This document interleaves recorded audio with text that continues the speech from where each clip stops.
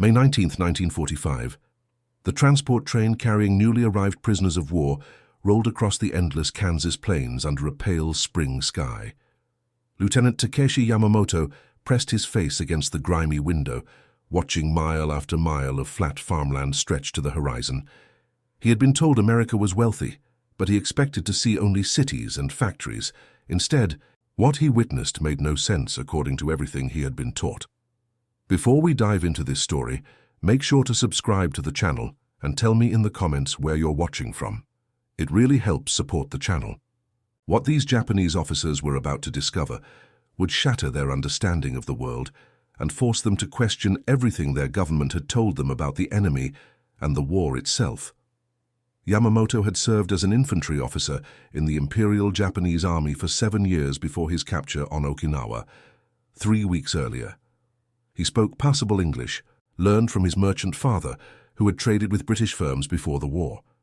Now, at 32 years old, he found himself responsible for translating and leading a group of 87 Japanese prisoners being transferred to Camp Phillips, a prisoner of war facility near Salina, Kansas. The men under his informal command ranged from career soldiers to conscripts, from Tokyo University students to fishermen from Hokkaido. What united them was shock at still being alive.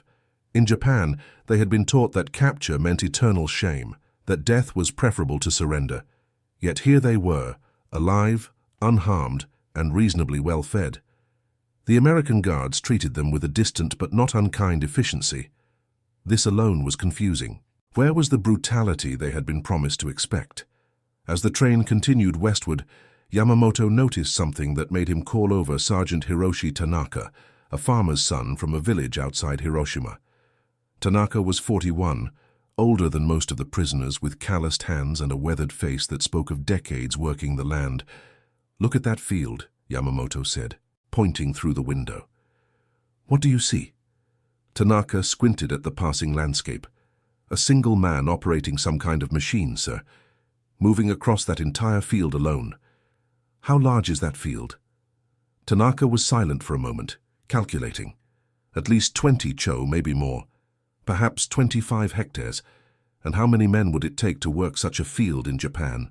Tanaka's expression grew troubled. "With our methods, 30 families at least, maybe 40, and they would work from dawn until dark for the entire season." The machine they were watching was a tractor, though neither man knew the word yet. It pulled a multi-blade plow across the dark earth, turning furrow after furrow with mechanical precision. The lone operator sat comfortably on the metal seat, one hand on the wheel, seemingly exerting no physical effort whatsoever. In 30 minutes of watching, the prisoners saw that single man accomplished more work than a village of Japanese farmers could do in a week. This was impossible. This contradicted everything they knew about agriculture, about labor, about the natural order of society. In Japan, farming meant back-breaking work. Entire families bent over rice paddies, planting each seedling by hand. Farming meant poverty, subsistence, the endless struggle against nature with simple tools and pure human effort. Yet here was a common farmer, working alone, controlling more productive power than an entire Japanese village. When the train finally stopped at Camp Phillips, the prisoners disembarked into a landscape that seemed to mock everything they had believed. The camp itself was built with a casual abundance of materials that would have been unthinkable in Japan. Wooden buildings with solid walls, glass windows, electric lights, indoor plumbing. The guards' quarters looked more comfortable than most Japanese officers' homes. The prisoners' barracks, while simple, were weatherproof, heated, and equipped with proper beds and mattresses. But it was what lay beyond the camp's wire fences that truly unsettled them. In every direction, they could see farms, and on every farm, they saw machines. Over the following weeks, as the prisoners were assigned to various labor details, the scope of American agricultural wealth became impossible to ignore. Yamamoto's group was sent to work on nearby farms, helping with the spring planting, under the supervision of local farmers who needed labor while their sons fought overseas. This arrangement was common across the Midwest, where prisoner of war labor helped address wartime worker shortages. The first farm they visited belonged to a man named Robert Henderson, a wheat farmer in his 50s with 3 sons in the Pacific. Henderson was initially suspicious of having Japanese prisoners work his land, but labor was labor, and his fields needed attention. He arrived at the camp in a truck, not a military vehicle, but his own personal truck, which immediately impressed the prisoners, who had never imagined common farmers owning such equipment. Henderson's farm was 640 acres, a standard section of Kansas farmland. To Japanese prisoners who came from a country where the average farm was less than 3 acres, this figure was incomprehensible. 640 acres was larger than some entire Japanese villages, land that might support 200 families back home. Yet Henderson worked it essentially alone, with only seasonal help during planting and harvest. The prisoners watched as Henderson demonstrated his equipment. He owned 2 tractors, one large John Deere Model B and one smaller Farmall H. He owned a combine harvester, several plows, a grain drill, a truck, and various other pieces of mechanized equipment. The total value of his machinery exceeded what a Japanese village might accumulate in equipment over generations. Sergeant Tanaka, assigned to translate agricultural instructions, struggled to maintain his composure during Henderson's casual explanation of his operation. Henderson spoke about yield per acre and crop rotation and soil conservation, with the confidence of someone who had never worried about basic survival. He explained how he could plant his entire wheat crop in less than 2 weeks with his machinery, something that would take months of intensive labor in Japan. But Henderson, Tanaka said hesitantly, "How many sons do you have to help you?" "3 boys," Henderson replied, "but they're all in the service. Fighting you fellows, I suppose. It's just me and hired help now, plus you prisoners for the season. So you work this entire farm alone most of the year?" Henderson seemed puzzled by the question. "Well, sure, it's just a section. My neighbor works 3 sections by himself. His brother over in Hutchinson works 5. Tanaka translated this exchange for the other prisoners. Several of them laughed, assuming he had misunderstood something. No one could work such land alone. It was impossible. Tanaka must have confused the measurements, but as weeks turned into months, the evidence became overwhelming. The prisoners worked on dozens of farms across the region. They saw the same pattern everywhere. Individual farmers operating vast acreages with sophisticated machinery, producing yields that would feed thousands. They saw teenagers, barely old enough to enlist, operating complex equipment with casual competence. They saw farmers' wives driving trucks to town, managing household accounts, operating farm equipment when their husbands were busy. One evening in July, as the prisoners returned to camp after a day working on the Henderson farm, Corporal Kenji Sato, a former school teacher from Osaka, approached Yamamoto with a notebook filled with careful calculations. "Lieutenant, I have been recording everything we have seen. I wanted to determine if what we are witnessing could possibly be true, or if we are somehow being deceived." Yamamoto sat on his bunk. "Interested. What have you concluded?" Sato opened his notebook with trembling hands. "Sir, Henderson's farm alone will produce approximately 16,000 bushels of wheat this year. I have confirmed the numbers. One man's farm will produce enough grain to feed 4,000 people for a year. 4,000 people from 640 acres, worked by essentially one man." "Go on." "I have observed 37 different farms in this region. The smallest was 320 acres, worked by an elderly man and his daughter. The largest was 3,000 acres, worked by 3 brothers. Using conservative calculations, this single county of Kansas produces enough wheat to feed the entire population of a Japanese prefecture. And Kansas has over 100 counties." The other prisoners had gathered around, listening. Sato continued, his voice growing stronger. "But this is not even the most significant observation," he said. "I have been watching how these farmers live. Henderson owns his land outright. No landlord above him. He owns 2 automobiles, 1 truck, and multiple tractors. His house has electric lighting, indoor plumbing, a telephone, and a radio. He eats meat at nearly every meal. His children attended university before the war. He subscribes to 3 newspapers and 5 magazines." Sato paused, looking around at his fellow prisoners. "By any measure we understand, Henderson is wealthy. He lives better than most Japanese merchants, better than many of our officers. Yet here, he is considered an ordinary farmer. His neighbors have similar or better resources. The Americans we guarded called him a common man, a regular citizen. Do you understand what this means? Silence filled the barracks. Finally, Sergeant Tanaka spoke quietly. It means we were lied to. About everything. Over the following months, this realization spread through the prisoner population like a slow-burning fire. The Americans did not need to propagandize or convince them of anything. The prisoners simply observed, calculated, and drew inevitable conclusions from the evidence of their own eyes. They saw small-town Kansas main streets where ordinary working people owned automobiles. They saw high schools with gymnasiums, libraries, and science laboratories. They saw rural electric cooperatives bringing power to every farm. They saw county hospitals, public libraries, and paved roads extending into remote areas. They witnessed a level of broadly distributed wealth that seemed almost obscene compared to the poverty they had known. Private Ichiro Nakamura, a young conscript from a fishing village, wrote in a secret diary that American guards later found and preserved. The entry from August 9, 1945 read, "Today I saw something I cannot explain to anyone from home who has not seen it themselves. We were working on a farm owned by a widow whose son is fighting in Europe. She is perhaps 50 years old. She drove herself to the field in her own automobile, bringing us cold lemonade in the afternoon heat. She owns 600 acres of land, 3 machines for working it, and employs prisoners to help with harvest because she cannot operate all the equipment herself simultaneously. She apologized for not having more cold drinks. This woman, who would be considered impoverished in Japan by virtue of being a widow, lives with wealth beyond what our village headman could imagine. She worried that we were not comfortable enough. I do not know what to think anymore, but the transformation in understanding went deeper than mere material comparisons. The prisoners began to grasp something more fundamental about American society. These farmers were not special or privileged.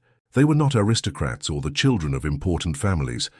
They were simply citizens of a system that had created such enormous productive capacity that even common people lived with abundance.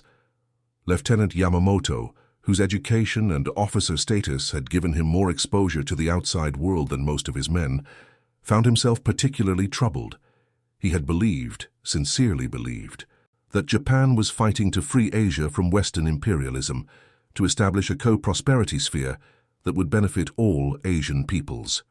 He had believed that America, despite its industrial strength, was a decadent society, weak and divided, unable to sustain a long war.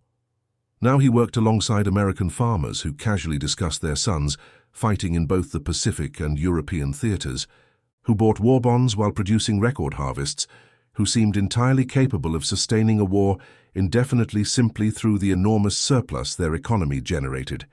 These were not weak or decadent people. They were certainly not the effete, luxury-obsessed Americans that Japanese propaganda had described. In late August, news reached the camp that Japan had surrendered. The prisoners received the information with mixed emotions: relief that the killing had ended, shame at defeat, and confusion about what would happen to them now. But along with the official surrender announcement came something else. Letters from home, the first many prisoners had received since capture. Yamamoto's letter was from his brother, who had remained in Tokyo throughout the war. The letter, heavily censored, still managed to convey the devastating reality of Japan's home front. His brother described hunger, constant hunger, meals of rice mixed with acorns and bark to stretch the supply. He described neighborhoods destroyed by air raids, never rebuilt because there were no materials. He described factories standing empty because there was no fuel, no metal, no rubber. He described his children with swollen bellies and stick-thin limbs, suffering from malnutrition despite his best efforts. Yamamoto read the letter while sitting under a tree on the Henderson farm during lunch break. Henderson had brought them fresh sandwiches with actual beef, along with apples from his orchard and cold milk. Yamamoto looked at the food, then at the letter, then at the vast wheat fields stretching to the horizon. For the first time since his capture, he wept. Henderson, who had developed a cautious respect for the Japanese lieutenant over months of working together, approached carefully. Bad news from home. Yamamoto struggled to compose himself. My family is starving. My brother writes that they eat bark and insects to survive. His children are dying of hunger, and here I sit, a prisoner, eating better than I have eaten in 5 years of war." Henderson was quiet for a moment. "I'm sorry," he finally said. "Truly sorry. War's a terrible thing." Yamamoto looked up at the farmer. "You do not understand. We were told America was weak, that you could not sustain a long war, that your people were soft and would surrender once you faced hardship. We were told that Japan was strong, that our spirit would overcome your materials. But my family starves in Tokyo, while I, a prisoner, grow fat in Kansas. Everything we were told was a lie." Henderson shifted uncomfortably. "I can't speak to politics," he said, "but I can tell you that nobody here is going hungry. We have enough and then some. Always have, I suppose. It's just how things are." "That is exactly the problem," Yamamoto said quietly. "It is just how things are for you. You do not even realize how extraordinary it is." The conversation remained with Yamamoto for weeks.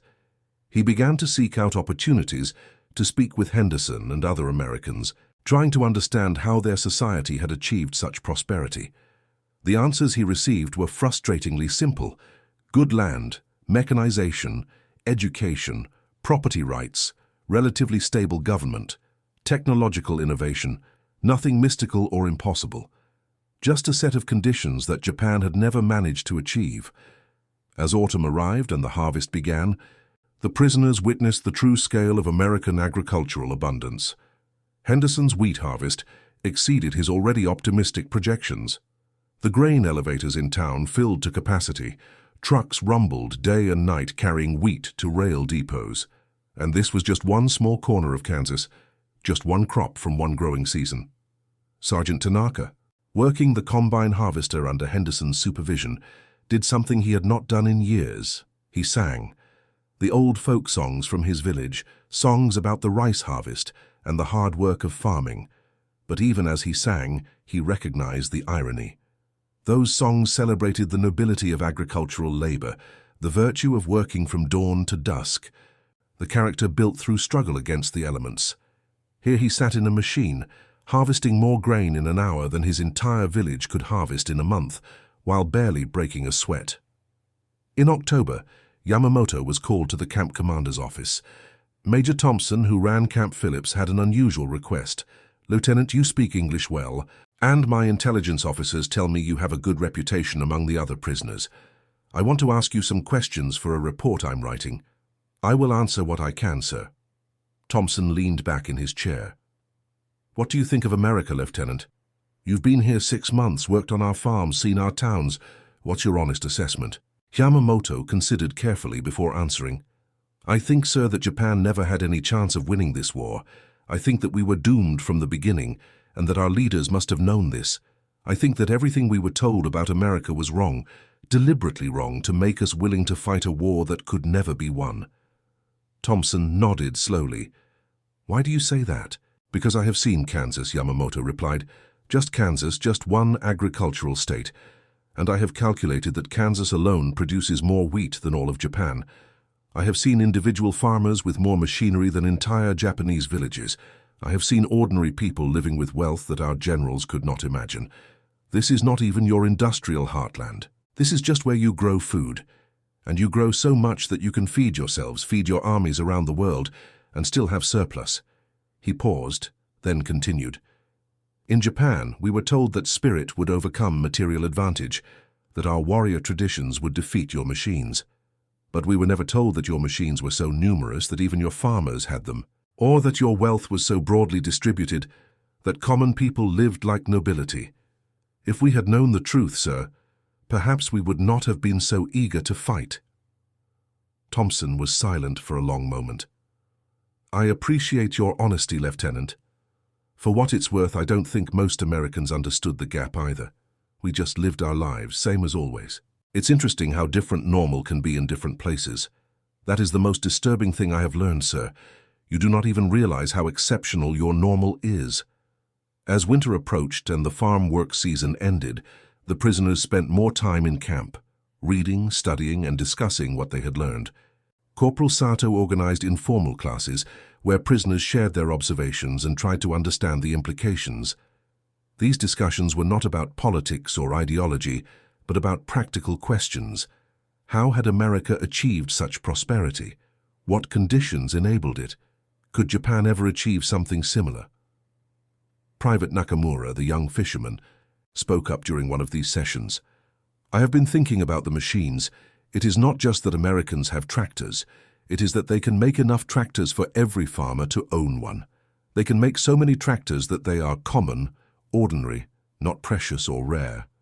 This is what defeated us. Not individual courage or strategy, but this ability to make everything in such quantities that even common people have access to advanced equipment. Sato nodded enthusiastically. Yes, exactly. And consider the education required. That widow farmer, she could operate and maintain complex machinery.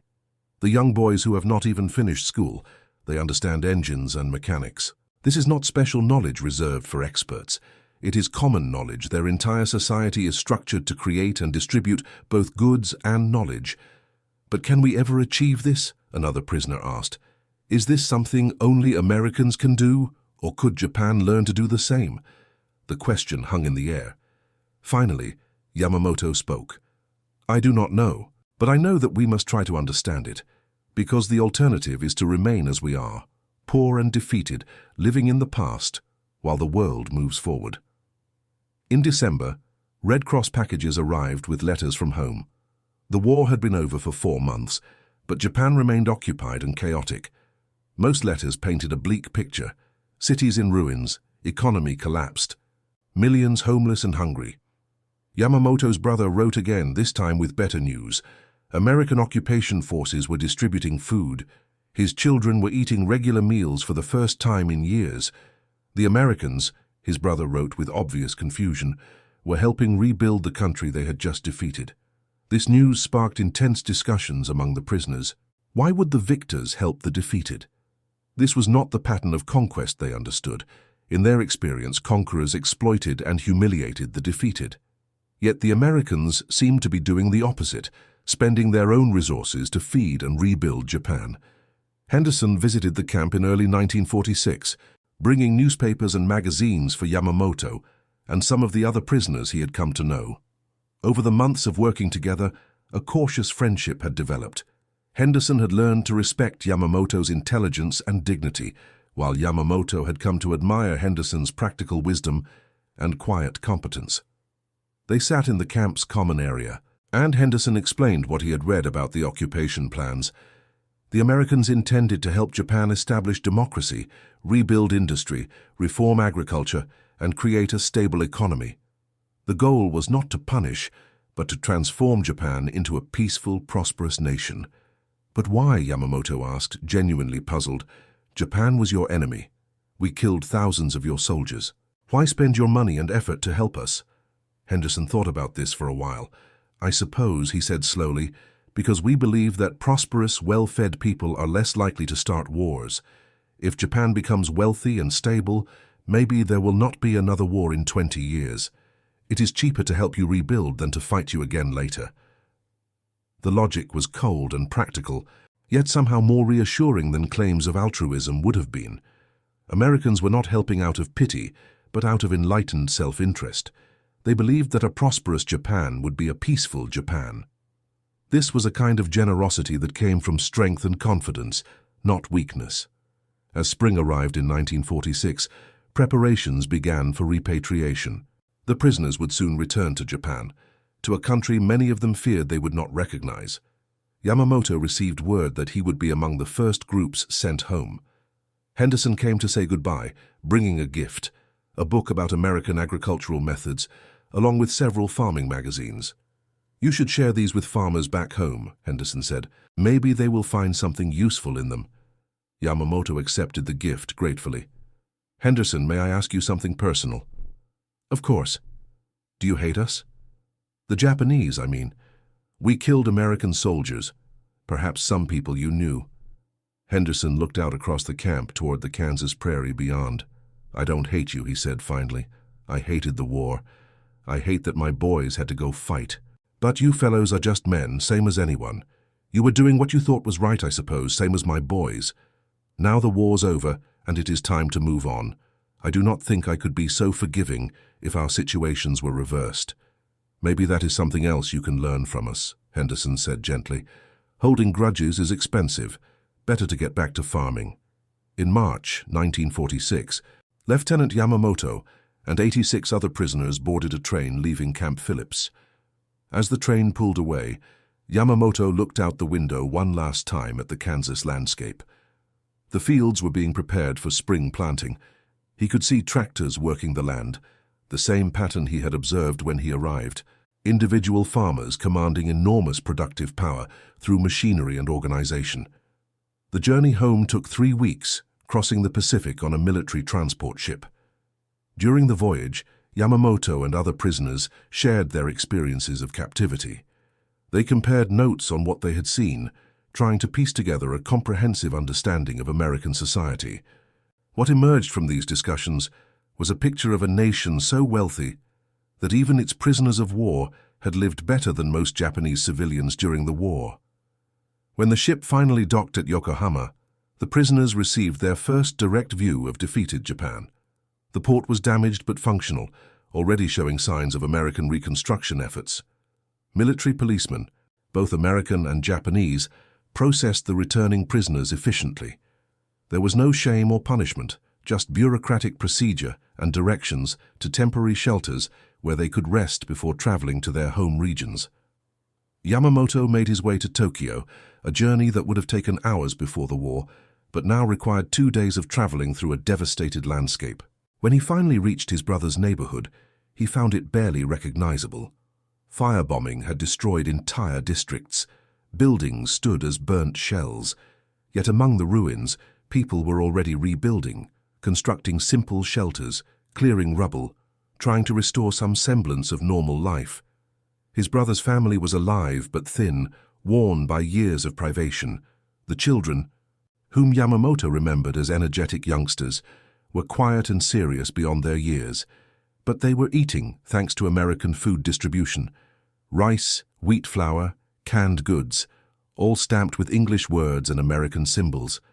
That evening, sitting with his brother amid the ruins of Tokyo, Yamamoto tried to explain what he had learned in Kansas. He described Henderson's farm, the machinery, the abundance, the casual wealth of ordinary Americans. His brother listened quietly, sometimes asking questions, often just shaking his head in disbelief. "Could we ever achieve such things?" his brother finally asked. Yamamoto thought of Henderson's parting words about forgiveness being cheaper than grudges. He thought of the American plan to help rebuild Japan rather than simply exploit it. He thought of everything he had learned about the sources of American prosperity: education, mechanization, property rights, technological innovation. "I think we could," Yamamoto said slowly, "but it would require us to change everything, to abandon the old ways and learn new ones. We would have to admit that we were wrong about many things, that our traditions held us back as much as they gave us identity. This will be difficult for proud people to accept. But the alternative is to stay as we are, starving in ruins." "Yes," Yamamoto agreed. "The alternative is to stay as we are." Over the following years, Yamamoto became one of many Japanese veterans who advocated for agricultural reform and modernization. He worked with American occupation agricultural advisors, helping to translate and adapt American farming techniques for Japanese conditions. He traveled to rural areas speaking with farmers about what he had seen in Kansas, showing them the books and magazines Henderson had given him. The transformation was not easy or quick. Japanese farms were tiny compared to Kansas spreads, and the terrain was completely different. But the principles were applicable: mechanization, scientific farming methods, crop optimization, and treating agriculture as a sophisticated profession rather than simply backbreaking labor. Slowly, productivity increased. Slowly, rural poverty began to decline. Sergeant Tanaka returned to his village outside Hiroshima and became a local advocate for agricultural cooperatives that could pool resources to buy machinery. He had seen what one man with a tractor could accomplish. He knew that individual farmers could not afford such equipment, but groups working together might. Within 5 years, his cooperative owned 3 tractors and a small rice combine.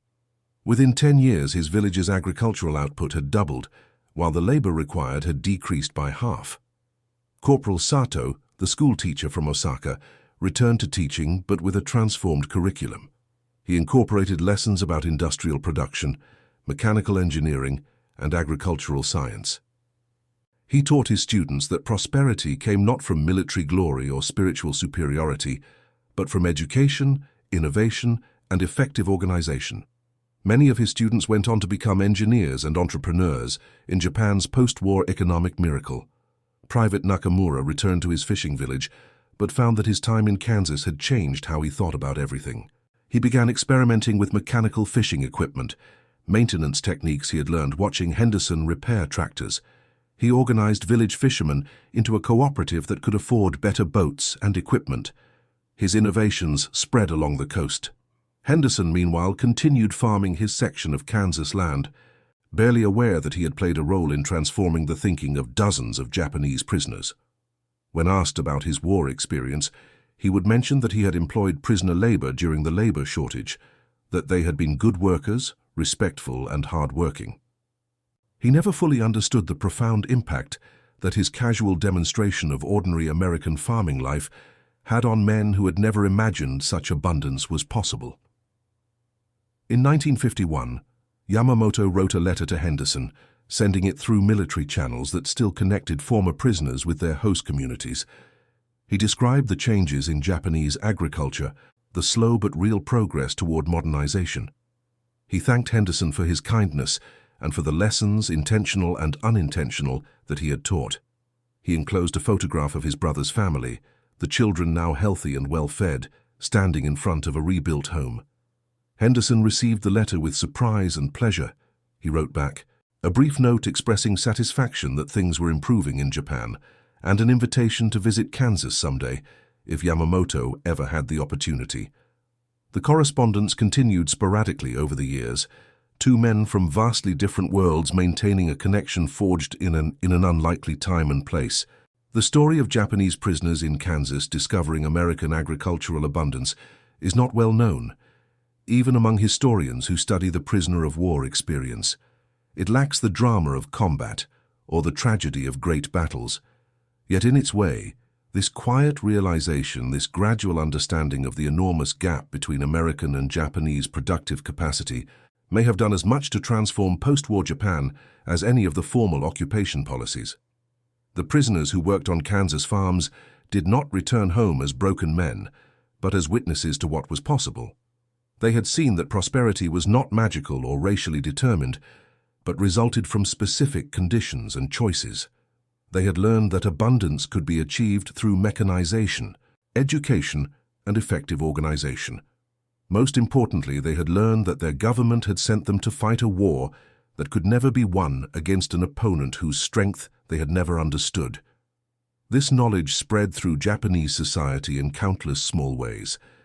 A veteran farmer explaining new techniques, a former prisoner advocating for agricultural reform, a schoolteacher emphasizing science and engineering, a fisherman experimenting with mechanical innovations. Each individual contribution was small, but collectively they helped create the mindset that would enable Japan's remarkable post-war transformation from defeated nation to economic powerhouse. The tractors of Kansas, owned by common farmers and operated with casual competence, had delivered a lesson that no amount of propaganda could have conveyed. They demonstrated that American strength came not from temporary military advantage, but from a deeply rooted system that created and distributed wealth broadly throughout society. This was a kind of power that could not be defeated by courage or spirit or tactical brilliance, because it was fundamentally different from military power. It was the power of productive abundance, and once the Japanese prisoners understood it, they could never again see the world as they had before. Henderson's farm, with its 640 acres and one man operating multiple tractors, became in the memories of dozens of Japanese veterans a symbol of everything they had failed to understand about their enemy. It represented not just agricultural technique, but an entire social and economic system that enabled even ordinary people to live with dignity and comfort. This realization, more than any battlefield defeat, convinced them that the war had been not just lost, but fundamentally misguided from the beginning. And that concludes our story. If you made it this far, please share your thoughts in the comments. What part of this historical account surprised you most? Don't forget to subscribe for more untold stories from World War II, and check out the video on screen for another incredible tale from history. Until next time.